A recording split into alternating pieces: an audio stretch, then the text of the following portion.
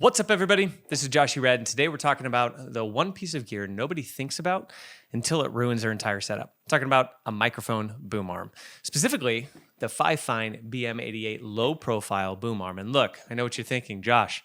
It's just a metal stick that holds up your mic. How much is there really to say? Well, buddy, buckle up, because a bad boom arm will sag, squeak, and slowly drift your $200 plus microphone down into the frame like it's trying to sneak into the shot. So let's get into it. Well, the first thing you'll notice when this thing shows up is that it's completely metal, like completely metal. It's not cheap plastic joints, no flimsy little screws that strip out after 2 weeks. FIFINE built this thing out of solid metal construction with a matte finish. And honestly, as someone who's dropped more gear than I'd like to admit on set, that matters. It's rated to hold up to about 3.3 pounds, which covers basically every USB or XLR mic you put on a desk arm. Your Shure, your Rode, your FIFINE mics, all of it. This is the Rode pod mic, and this thing is a beast, and it holds it up fine. Now, here's the feature that actually sold me on this one, and I've been looking for something like this for a while. It's a low-profile boom arm. Now, most boom arms have this big vertical pole. You'll see like an old one here that kind of anchors out. Vertical pole situation, the mic hovers way up and out of frame, and then this thing's all in frame. It's trying to have a conversation with you. You see this one sits lower, it tucks in closer, so when you're on camera, you can actually make eye contact with your audience instead of talking into a microphone windscreen the whole video. And as a guy who spends half his life either behind a camera or in front of one, that's genuinely a smart design call, not just a marketing buzzword. So let's talk about adjustability, because this is where a lot of boom arms fall apart. Pun intended. The top arm swings up and down, though I have it locked into place. It'll swing up and down through 220 degrees. And the bottom arm rotates a full 360, so it'll go completely around in a circle. The joint in the middle moves both horizontally and vertically, so you're not fighting the thing to get your mic exactly where you want it. And I can just slide it in and out of frame whenever I need.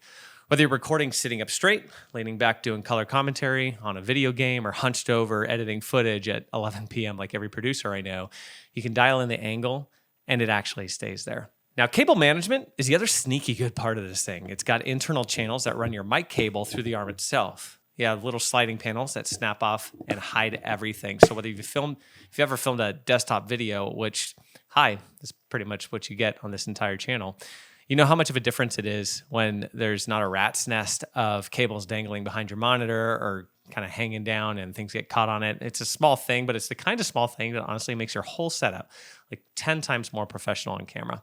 Now, mounting wise, it clamps onto a desk anywhere from about 3/4 of an inch up to about 2.5 inches thick, and it comes with a universal screw adapters, 1/4, 20, 3/8, 5/8. So it's going to basically fit any mic or shock mount you throw at it without needing to buy some weird third-party adapter. And again, this thing is full metal. And what I love about this little hook is you can even hang your headphones on it if you need to. I always appreciate when a company just includes, what you actually need in the box instead of making you go hunting.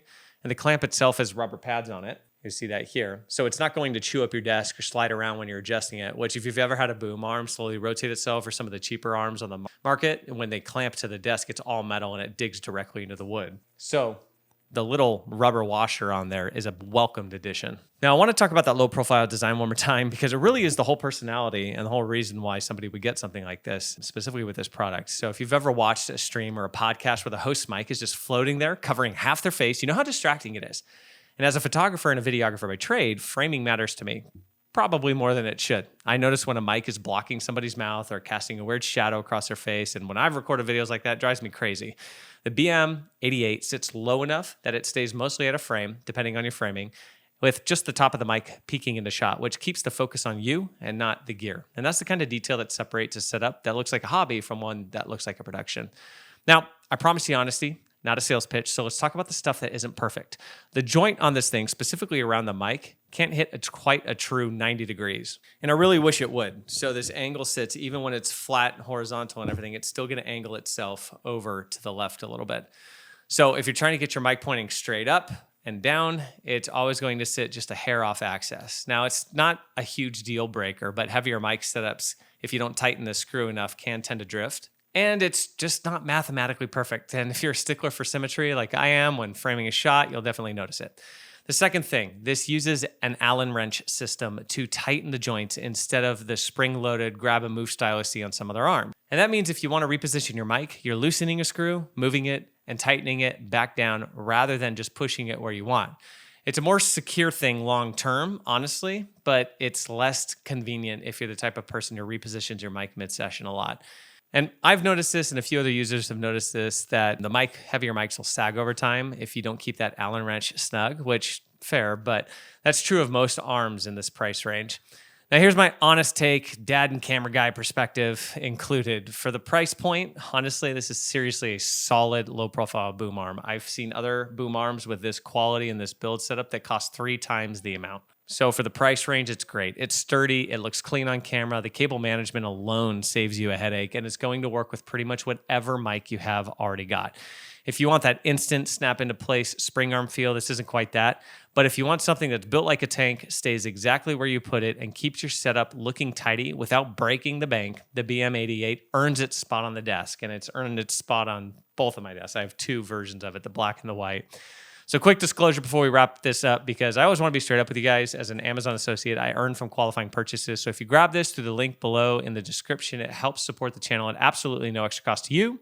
And I genuinely appreciate every single one of you who does do that. Prices on Amazon move around constantly, so don't quote me on a number. Just check the link below for whatever it's running at today.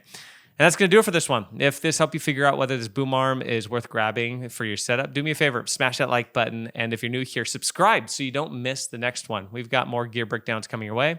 Once again, I'm JoshyyRed. We'll catch you in the next video. Peace.